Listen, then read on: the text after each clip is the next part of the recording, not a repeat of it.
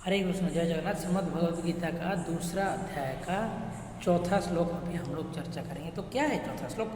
कथं भीष्म महं संख्ये द्रोणं च मधुसूदन ईशुभिः प्रतिजोत्स्यामि पूजर्हार्बरिसूदन।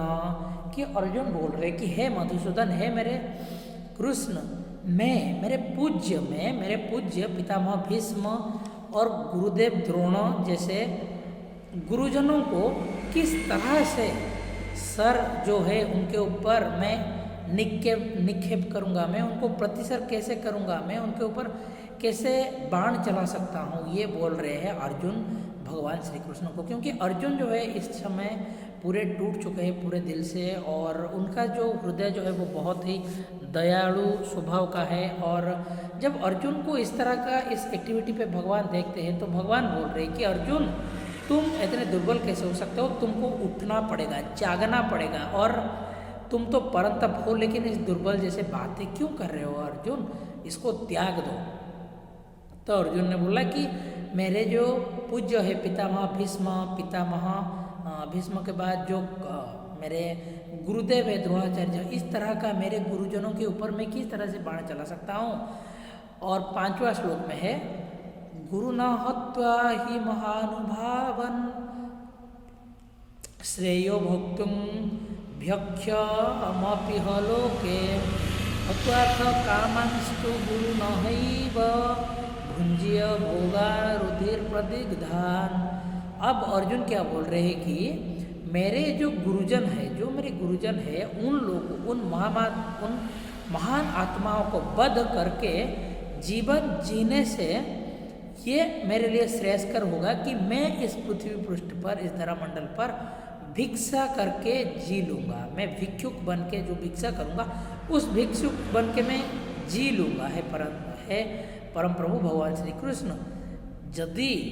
यदि वो लोग अर्थकामी है फिर भी वो मेरे गुरुजन है। यहाँ से आप लोग एथिक्स को सीखिए कि भले ही अर्जुन के ऑपोजिट डायरेक्शन में उनके गुरुजन खड़े हैं, उनको मारने के लिए भी तुले हुए हैं, लेकिन अर्जुन का सरेंडरनेस आप देखिए ना, किस तरह कितना मतलब सिंपल है, कितना ग्राउंड टुवर्ड्स द अर्थ है कि मेरे गुरुजन तो है ही, वो मेरे साथ चाहे जो भी करे तो मैं उनको कैसे मारने के लिए जा सकता हूँ।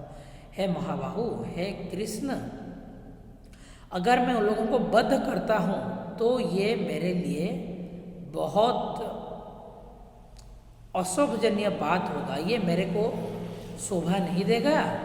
और अगर हम उनका वध करते हैं और हमें जो भी लाभ मिलता है वो सारे के सारे रुधिर रंजित हो जाएंगे, यानी कि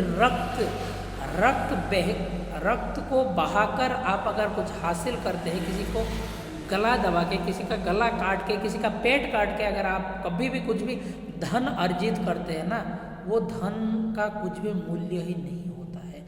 आजकल बहुत सारे लोग बहुत सारे जगहों पे ये चीज़ कर रहे हैं कि अपना आप को बचाने के लिए, अपनी पेट के लिए और अपने आप को थोड़ा धन कमाने के लिए बहुत सारे लोग चाहे परिस्थिति के बस में पड़कर या मजबूरी में आकर या तो किसी के दबाव में आकर ये गलती कर रहे हैं। तो जो ये गलती कर रहे हैं या करवा रहे हैं, तो उन सब से एक ही प्रार्थना है कि आप सभी भगवत गीता पढ़िए और आपकी लाइफ को भी चेंज करिए। क्योंकि जब गीता पढ़ते हैं ना तो क्या होता है कि ज़िंदगी को किस तरह से हम लोग सही और गलत का डिसीजन ले सकते हैं, उसको डिफरेंशिएट कर सकते हैं, वो चीज़ आपको जानने को मिलता है।